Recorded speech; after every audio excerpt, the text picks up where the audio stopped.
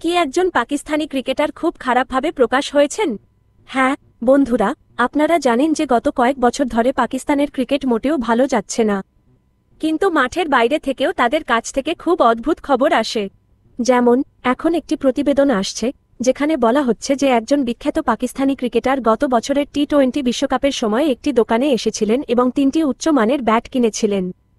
কিন্তু দুঃখের বিষয় হল, মালিক এখনও সেই জিনিসগুলির জন্য কোনো পেমেন্ট পাননি।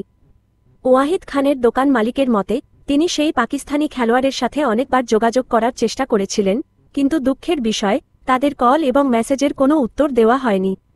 এই ঘটনার খবর সোশ্যাল মিডিয়ায় ছড়িয়ে পড়তেই মানুষের মধ্যে জল্পনা ও ক্ষোভ ছড়িয়ে পড়ে। এখন লোকেরা বিভিন্ন পাকিস্তানি খেলোয়াড়ের নাম নিতে শুরু করেছে এবং তাদের দোষারোপ করছে, যদিও এই অভিযোগগুলিকে সমর্থন করার জন্য কোনো দৃঢ় প্রমাণ নেই। তবুও এই জল্পনা একটি উত্তপ্ত বিতর্কের কারণ হয়ে দাঁড়িয়েছে এবং অনেকের মতে খেলোয়াড়ের উচিত এগিয়ে এসে তার নাম পরিষ্কার করা। ভাই, এরকম রিপোর্ট আছে, আমরা এই বিষয়টি দাবি করছি না এবং কোনো পাকিস্তানি খেলোয়াড়ের নামও দেওয়া হয়নি।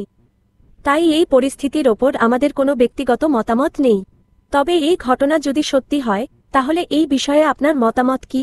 আমাকে অবশ্যই কমেন্টে জানাবেন।